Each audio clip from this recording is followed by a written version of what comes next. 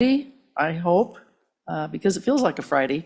Feels like we've been here 7, 8 days already, and just this week. But anyway, welcome. We have one bill today that we're going to take a look at. Let's take roll, and then we'll talk about that. Madam Chairman, Senate Education, February 7th, 2025. Senator Brennan. Here. Senator Olson. Here. Senator Rothfuss. Here. Senator Scott. Here. Chairwoman Schuler. Here. You have a quorum. Thank you so much. Today, I asked Senator Scott if he would just do a quick little summary, since this bill we started earlier in the week and then took some testimony. But for those people that might be new to it, if he would just give a quick little summary of it, and then we'll go ahead and just open it up for testimony. Thanks. Madam Chairman, this bill, Educational Bankruptcy Act, is trying to deal with the very worst of the school districts out there. And they certainly are. For instance, if you look at the reading component of the performance, the professional advice we have from the consultants on the last recalibration was that students who tested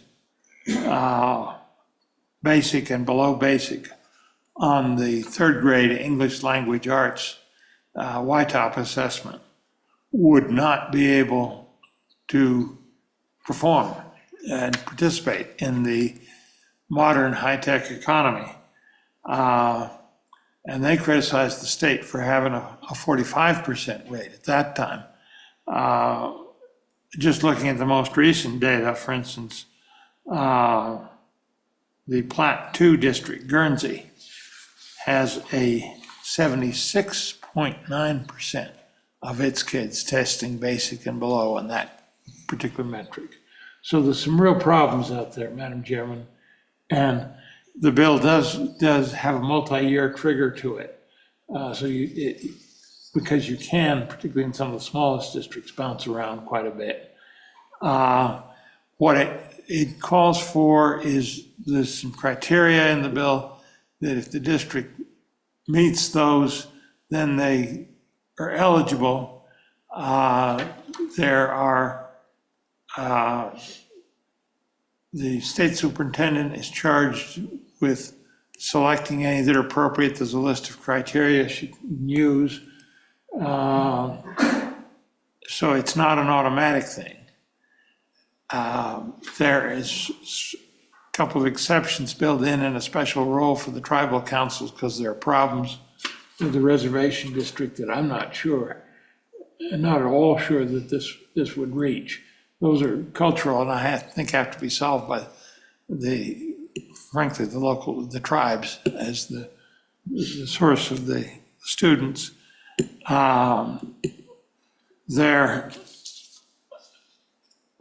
There's a provision in there where the court appoints a trustee in bankruptcy who essentially takes over the actual operation of the district. There's a provision for release from bankruptcy after the problems have been cured or demonstrate that they can't be cured because there's a time constraint on that. Madam Chairman, what we're really trying to do is do something about the districts that are just long-term failings. And the trigger involves both reading, third grade, math, the 8th grade level, which was selected because a lot of the basic math instruction where you can get into trouble occurs between 4th grade and 8th grade. And then a trigger on performance on language arts, math, and science at the 10th grade level. So we're looking at all the different grades, Madam Chairman, and you have to meet all the triggers to be eligible. There is a provision in there where parents can petition for a bankruptcy if the state superintendent doesn't.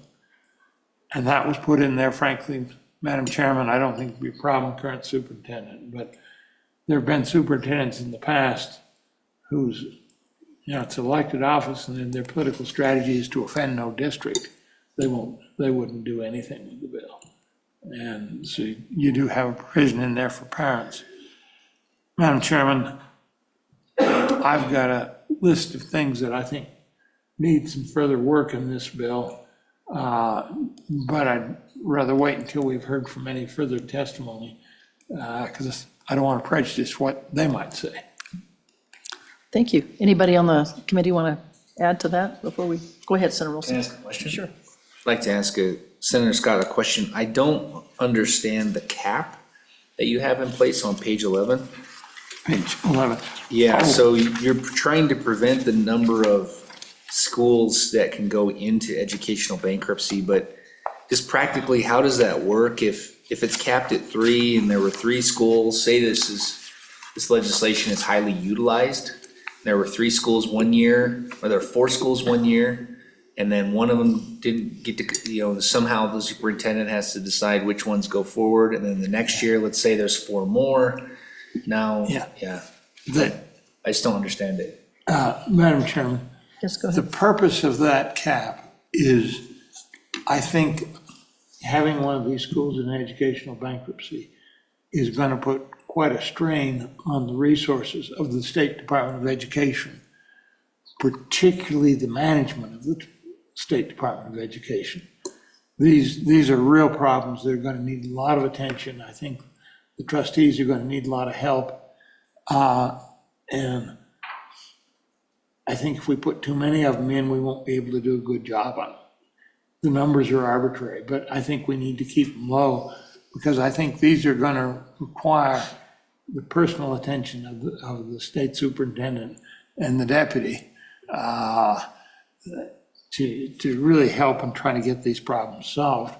So that number is arbitrary, but the reason for it is the limited resources to help. And resources, you can't have 2 superintendents, you got 1. And I think it's going to require her attention. And so just providing more resources doesn't fix it. That's the point of that limitation. And frankly, my guess is we won't need as many as 6, where we're really looking at the very worst of the districts. They're going to be a limit to the number that need it. But I think there are some out there. And I think we're remiss in our responsibilities, Madam Chairman, that as articulated in the Campbell decisions, in terms of managing the whole system, if we don't do something about the very worst districts. Other questions from the committee? Okay. Let's go ahead and open it up for testimony from the public. The department doesn't have anything? Okay. Anyone else that would like to testify, please come forward.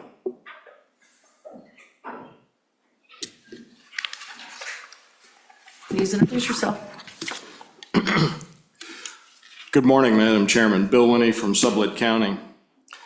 The other day, when this was kind of talked about a little bit in committee, we heard the words that we want parents to communicate. And my comment to that is parents are communicating. I think there's a bunch of things bubbling under the surface that somehow haven't gotten there. Parents that put their kids in private schools, parents that put their kids in charter schools, parents that decide to homeschool. Those are bubbling things. There's parents out there that are unhappy with the system. I think this is a start. I think there's more to be done. As a parent, I did communicate. And I observed something out in Sublette County that you have heard me remark on before, where I thought a school district was focused more on dollar signs than they were on educational performance. Something to do with reading and literacy and increasing the ACT performance 8% across 3 years. Well, I said that comment about where you stand makes a difference. During my 2 years on active duty on the island of Guam, I was in command of the then single biggest military organization on the island, the USS Holland, crew of perhaps about 1,500. And I had three boys, one in high school, one in middle school, one in elementary school. And by the end of the first year, my wife, a career educator, decided to pull them out of the public school system. The eldest boy in high school, we put in a Catholic parochial school. We're not of that tradition, but that was the best choice. The other two, she decided to homeschool, something she had said she would never do. Okay, you kind of got the picture. At any rate, by the time my ship was ordered home for decommissioning after the 2 years, we drove back to the Seattle Puget Sound area. I wrote a letter to the chain of command about my experience. Where you stand makes a difference. The upshot of that letter was the Department of Defense established a DoD school system on the island of Guam and pulled all of the DoD children out of the Guam public school system. So that makes a difference. And I would note there's a recent news article I've seen that says the DoD is starting to open up DoD school systems in other places. We don't have one here, so that's not something you would worry about. But take the data point. 2 more families off base, DoD families. So I bring you back to my thought. Charter schools, homeschooling, parochial school, attendance, those things are all something bubbling out there that I believe the legislature needs to take on. I believe this bill is a start. I personally believe you have more to do. Subject to your questions, thank you. Questions for Mr. Winnie? Okay, I don't see any, so thank you. Appreciate your testimony. Anyone else who'd like to testify today on this bill?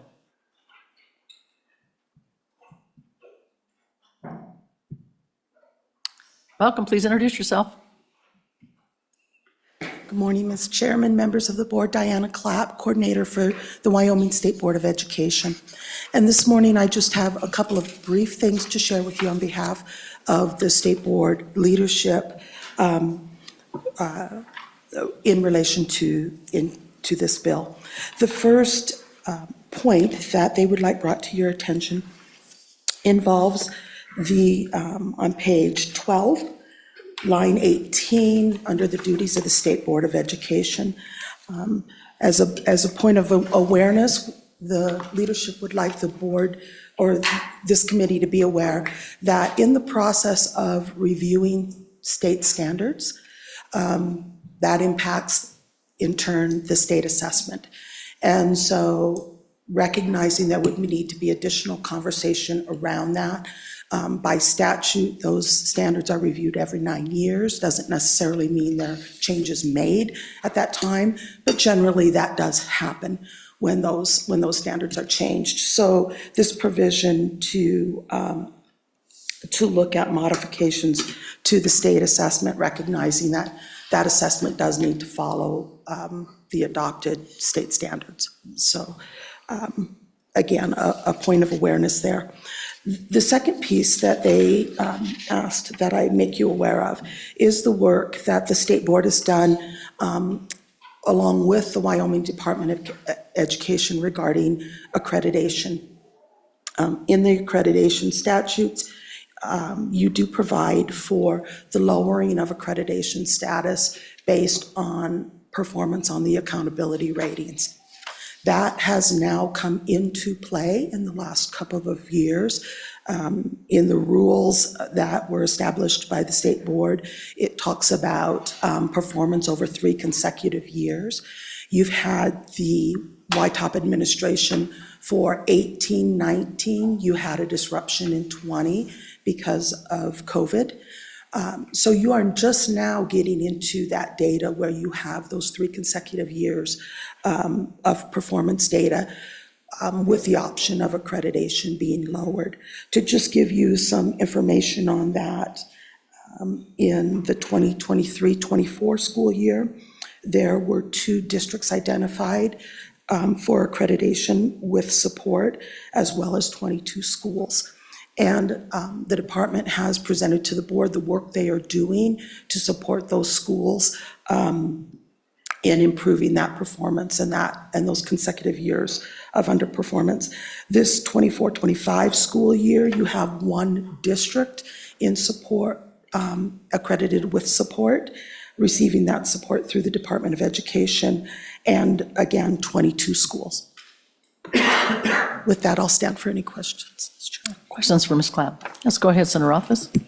Thank you, Madam Chairman. Ms. Clapp, you've worked in as superintendent of some challenging of districts over the years, and can you talk a little bit about your view of, how this is evaluating districts relative to how the accountability model looks at a variety of different factors, and maybe provide us a little bit of background on how, when I look at this idea that we have failing districts and succeeding districts, I think that, to me, is a little bit of an oversimplification, and I know you've had some challenging districts you've worked with over the years, so it might be helpful for us to understand that insight.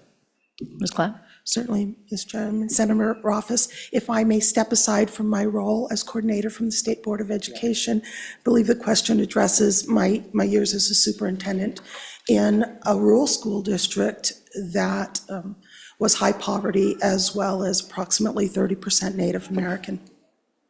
And one of the things that I can share with you in my experience and lived experience at that time with the accountability model is remembering that it has three components. It has performance. It also considers growth for all students, not just the lowest performing students, but the responsibility for schools to see all students grow in their achievement. And then that third component, that piece that is, I believe, quite unique to Wyoming in that consolidated subgroup. So regardless of the district that I was in with the poverty challenges, as well as the diversity we saw with association with some of the reservation populations, the consolidated subgroup requires schools, you address your lowest quarter performing. Everybody has them, no matter how much you struggle, no matter how high you're performing, everyone has a lower quartile. And so that piece of the model really looks at requiring then additional emphasis and weight on the growth of that lowest quartile. I can tell you one of the things in the K-8 model that was a bit of a struggle. It was the reality of what we dealt with, and we did deal with that, and actually quite proud of some of the performances with some of our students we were able to achieve. But it was always difficult because the K-8 model is so dependent, completely dependent on that YTOP assessment. Now, the high school models, the secondary models are a little more diversified with post-secondary readiness, as well as some of the alternative school models. I hope that answered your question. Other questions? Yes, go ahead, Senator Scott. Madam Chairman, my question is on the accreditation, the state board. When you restrict the accreditation, and the terminology escapes me, the correct terminology, what do you actually do to help the districts fix their problems? Ms. Clapp? Yes, Chairwoman Schumer, Senator Scott, I apologize for my voice coming off of a cold, but what the state board has received is more of an upper level. So part of that I will defer to the Department of Education. But what my experience with the state board in these last 2 years as these schools have come forward, again, it's the first time the state's just getting into this piece where accreditation status can be lowered, and this accreditation with support comes into play. And so this year, with the presentation, and I don't have that report in front of me, so I'm working off of memory here, doing my best to answer your question, is the department provided a list to the state board of the various types of support they would be going into these schools and these districts and providing. And again, I'll either defer to the department as as far as the specifics for the district, particularly the one that moved from not meeting expectations to partially meeting expectations. I know that was a large part of the conversation with the board at that time. But the specifics of the type of support that was brought in, I would need to go back to that report or have the department share that with you. As far as, and I believe it was talked about earlier on Monday, as far as the department's resources and internal capacity to come in and provide that support, again, I would need to defer to the department. Other questions? Okay. Just one question I have. After looking at this bill and understanding what it does versus what you folks do with the accreditation, and of course, this one certainly goes into a much deeper, I guess, dive into what we're going to do with the superintendents, because obviously they get rid of them, and, you know, along with a whole list of others, and appoint a trustee. Do you feel like what you're doing at the state board would be adequate without having to have something like this in place? Or do you have a thought on that, one way or the other? Chairwoman Clapp. Schumer, if I may. On the view of the State Board of Education, I would say time hasn't told that yet. That story is now beginning to unfold as far as that effectiveness. What I can share with you as a former superintendent, 17 years in a high-risk district, is, and again, personal, not speaking for the board, I believe that the management of a district that was about to go into educational bankruptcy would not be the management that you would face at the door when you came in. Okay. Either they would have been removed or already removed themselves. I do have concerns that for our remote and rural districts and their need for effective managers, impactful managers, it's difficult to find and it's difficult to recruit. I don't see this helping school districts get the very best in their administrative team. Thank you. Any other questions? Okay, thank you so much for your testimony. Anyone else that would like to testify, please come forward.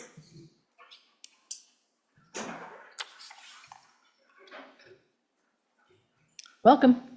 Introduce yourself, please. Thank you, Madam Chair, members of the committee. My name is Brian Farmer. I'm Executive Director of Wyoming School Boards Association. Madam Chair, on Monday, I had addressed just concerns with the concept overall, but I really want to take a different tack today and just, Senator Scott said something that piqued my attention this morning. He said, the what's missing, you know, what else might be addressed in a bill like this. And so that's really what I wanted to kind of address to the committee today.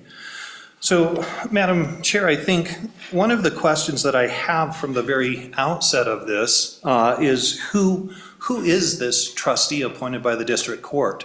How does one become qualified to become a trustee? What is it that the district court does in order to identify individuals that would be able to serve in this capacity? When we think about the financial sort of structure of bankruptcy, there's clear indication of what a qualified trustee looks like. And there are individuals that the court can go to that have become recognized to serve in such a capacity. So I think that definition of a trustee and the process of being qualified, and certainly things like addressing conflicts of interest. How do we identify potential conflicts of interest in that identification of an individual? Madam Chair, I think other interesting things, when you get to page 8, it talks about some things that the trustee will do. It says at line 14 that the trustee shall remove the district superintendent from his position. And so If that happens, my presumption is that the trustee becomes responsible then for all of the duties of the superintendent. So does the trustee submit all of the reports to the Department of Education that a superintendent does? Does the trustee become responsible for any of the assurances or the other duties of a superintendent? And then also what happens when the trustee relinquishes his jurisdiction? Is the board able then to go through the process of selecting a new superintendent, the same as if they would have had that? I can tell you I was away from you earlier this week because I was in Bighorn County helping 2 school districts to hire new superintendents. And timeliness of that process is very, very important. You don't just find a superintendent in April or May or something like that. The prime time for hiring superintendents really is January, February, March. That's when you want to be looking for a new superintendent for your school district. And so if we have a trustee that relinquishes jurisdiction, say in June, and we think we're going to have a new superintendent come into the school district for the next school year, that can be very challenging. It does not set that district up for success. So that transition from the trustee back to self-management, I think that would be helpful to know what that process looks like. Madam Chairman, on line 17 and through 20, it says, shall remove the authority of the school district board of trustees to manage the school district. And so at 21-3-110, we list out about 42 duties of the school board, 42 different things that the school board shall do. If they move to an advisory capacity from their capacity of authority, do they retain their statutory authorities or obligations? 21-3-111 talks about their powers, and certainly it would appear that the 20-some powers of the Board of Trustees would be restricted in that case. At 21-3-124, it says that any member of a Board of Trustees who fails to perform their duties as established by the law is subject to a misdemeanor with imprisonment and fine. So is the Board of Trustees relieved from that potential criminal finding if they're not performing duties that have been taken away from them? I presume so, but again, I would find it helpful if the bill addressed some of those sorts of issues, some of those sorts of problems. Also, I think when we talk about what happens after the 6th year, in the bill, it talks about how on page 11, oh no, I'm sorry, that's the wrong 6 reference. I'm not exactly sure where it's at, but it says that after the 6th year, that's sort of the duration of the trustee. Then what happens? Is it an automatic return to the district? What if the district is not showing continued improvement? Is there appointment of a new trustee? The end of that 6th year term of the trustee is also unclear from the legislation. So I think just from the operational standpoint, there are questions. If you think about what does an average school board do at an average school board meeting, they're looking at things like bus routes, they're looking at payment of warrants, they're looking at purchase of playground equipment. Sometimes they are getting into some big questions about curriculum and about management of resources. But does the board even meet on a monthly basis as required by law, or is that advisory capacity when necessary for informing the trustee in the management of the district? So we take a standing existing relationship, and if we are to transition to something new, there's not a lot about what happens for those individuals that have been in that capacity and whether or not they are legally obligated to do the things that the law currently obligates them to, or if they're relieved from things as well. So I think it would be helpful to know more about those things. It's interesting, Mr. Farmer, you and I were on the same page on this because I had circled a couple of those same questions, and I'm sure Senator Scott can answer those. But one of them that I did have circled was the trustee, who is it? How would they be appointed? What kind of a background would they have? Trying to find someone, I think, and especially in some of these small communities, that has the educational background that they would need to run a school district, I think would be very difficult. So I would like to hear Senator Scott's idea on that also. And then I think the point you were talking about just briefly, page 10 is on line 18, is after the 6 years. And I thought the same thing, because my other question was, I get thinking about school boards that are duly elected. So we get rid of them, and they've been voted in by the people. I know they can still be an advisory board, so I don't know if that kind of makes a little bit of a gray area or not, but I'd be interested in either hearing your thoughts or Senator Scott's on that. Madam Chair, if I could, there are practical things. You mentioned small town Wyoming. If you can imagine, if you're not familiar with, say, the community of Basin, Wyoming, or Grable, Wyoming, there's not very many houses available on the market. If this person is appointed by the court, is it up to them to try to find a residence? Do they have to be in the district?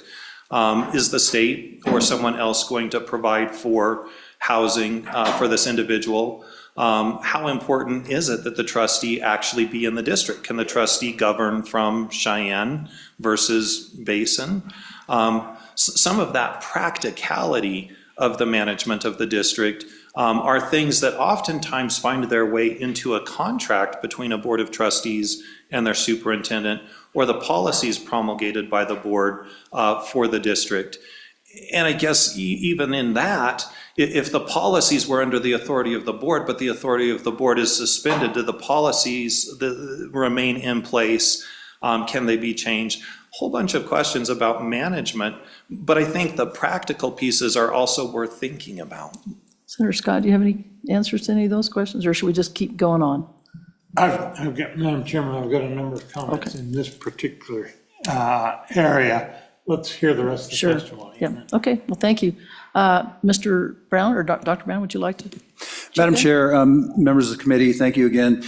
Just want to talk a little bit about best practice and research out there, and want to push back a little bit and see what best practice and what research went into formulating this. My recollection when we went and passed the accountability bill for the state of Wyoming, that happened over about 3 years, with 3 years worth of interim work to do that. I think there's been some research studies done by Brown University and Virginia, where they studied over 100 states takeover, and they showed that there was no improved academic achievement from those takeovers. And this seems very similar to that. So I guess just thinking that there's probably some good research on what we can do.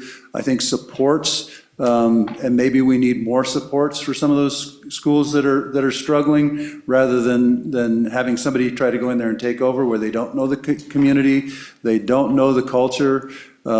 Specifically, some of our school districts on the reservations where culture is a big issue, it's probably going to be more of knowing that culture and trying to help out that culture, rather than trying to have somebody go in there that has a great background in reading that could do something with that. So just some thoughts there, that it would probably be better to look at a body of research that talks about this is how you turn these things around, rather than looking at it the way we're looking at it. Thanks. Questions for Dr. Brown? Okay, thank you. Anyone else that would like to testify on this bill, please come forward.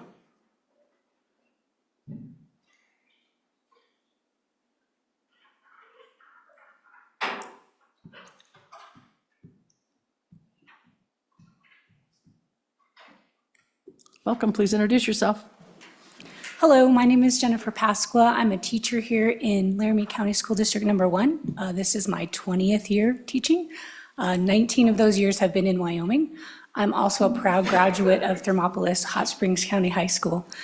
So I'm here today really for a couple of reasons. I have a son who attends schools here in Cheyenne. He attends East High School. He's in the IB program. However, my job is I'm a special education teacher. I've been a general education teacher, but also a special education teacher, and that's currently what I'm teaching. So I have two ends of the perspective here. My son is high achieving. He works hard. And I don't have to worry about him reaching these standards that are set by this accountability piece in the legislation. However, I teach struggling readers. Currently, right now, I was just trying to think what they're doing actually while I'm not at school. So what I left for them to do is analyze, actually, we're working on rhetorical analysis, and they're analyzing a speech by President Ronald Reagan right now. Some of my students read at the second grade level, and I'm still attempting to get them to do this, and they're still doing it, and they're still working hard to do this. My question that I have about this is, how do we hold those students to the same level as my own current student, my own current son, who is high achieving? I understand accountability, and all of my cohorts, they knew I was coming here today, and they also said, we want to be held accountable. We make assessments for our students. We're experts at what we do. We're not afraid of accountability. It's just that there's a lot of things that need to be considered when you look at the accountability piece that don't seem to be taken into account here. Another issue that I currently just wanted to bring forward is, when I was reading the legislation, there's no mention of accountability for students. The accountability seems to be on the district, the superintendent, and the teachers. And the reason I bring that forward is I teach in a school that has very, very high absenteeism.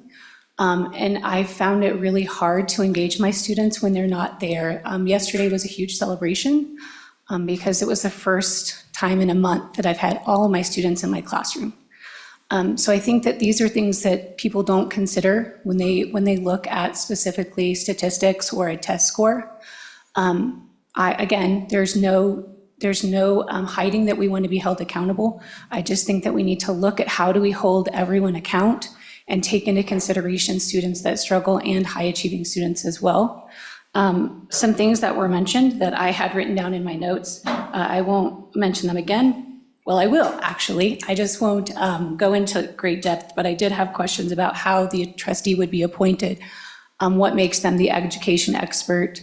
And then my final statement that I have is, I am a parent, and I work with my students' families and communicate with them. And I feel like there's this huge distrust right now, and I don't know why, because I do communicate with my parents and I do communicate with my families. And I feel like we are, that the fact that they could file something, it almost seems like we go to that right away, rather than let's have a meeting between teachers and families or principals, school districts, those type of things. I think we're really quick to just try to find how can we solve the problem, but we don't take into consideration that we could all work together to solve the problem. It just seems like it's very pointed and almost a negative divide between families and schools. And I really, I'm proud of my school system here, and that my son loves his school. And I'm proud of Wyoming. I've been here for over 30 years. I grew up here, so I think we have a great education system. The last thing that I would add is that any of you can come into my classroom. My teaching cohort, we teach 10th grade English. They might not want you there, but I'm inviting you anyway. No, they would love to have you there. I'm just joking. We would love to have you come in and see what we're doing. Also see how I work with 10th grade students that read at a second grade level. Because I really, really think that we don't consider those things when we make things like this, because it's really important to focus on growth. And that was mentioned earlier, and I appreciated that comment very much, because that's what I do every day. I try to get them to grow and understand and read. I'm teaching them at a 10th grade level, even though they can read at a second grade level. So thank you very much for allowing me to speak. Questions for Ms. Pascal? I have just one. I think you bring up a really good point. In a situation like what's proposed in this bill, if a school is taken over because, it has not been performing well, it does make you wonder, what about those high-performing students that are in that school? How would something like this affect them? Certainly, the low-performing students are going to get a leg up, depending on what kinds of things that they do to try to help with the plan that they put in place. But what about those high-performing students? So you bring a good point up. But I appreciate what you're doing, in your school. Sorry that you're having to deal with some of the things I think a lot of teachers are around our state. The absenteeism is a biggie. Yeah. And there's not a lot we can do to fix that, I think. Correct. But we should at least try. So Yeah. thank you for your comments. Anything else? Thank you. Thank you. Thanks for coming. Anyone else in the room that would like to testify on this bill? All right. If not, we'll go ahead and close public testimony. Madam Chairman, Yes. Madam Chairman, let me go through a list that I've got. Would you like to take action on the bill first or comment, or would you like to comment first? I'd like to comment. Go for it. And then we'll talk about Okay. the bill. These are a list of deficiencies that I see as things that we would need to work on before the bill should be passed. One of them is the issue of the triggers in terms of what is it, what are the indications that a bankruptcy should be even possible. You can find those on page 3. They were not developed with any great degree of science. And Madam Chairman, before we enacted this, I think we'd want to test those out against the data and see how many districts we would actually affect. I don't know whether I got the numbers right or not. And that is both the ones on page 3 that are initial eligibility for bankruptcy and the ones on page 9 and following that is a release from bankruptcy. Whether I've got that right on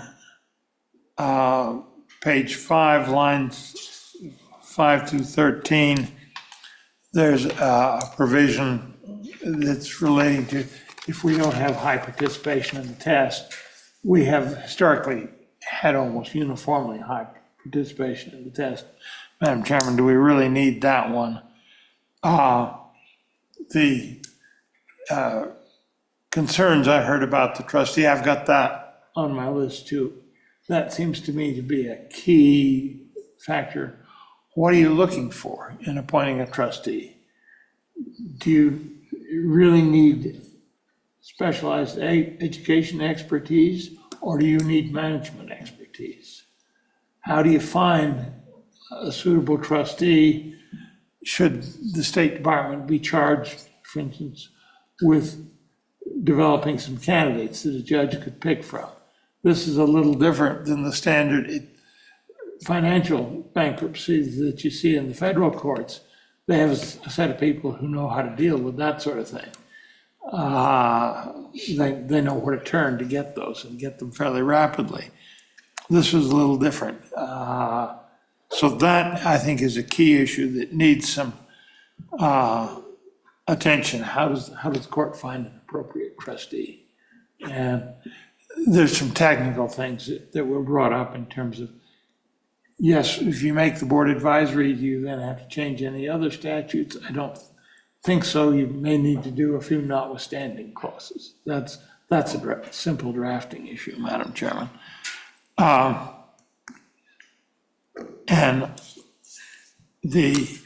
I appreciate the comments that we got,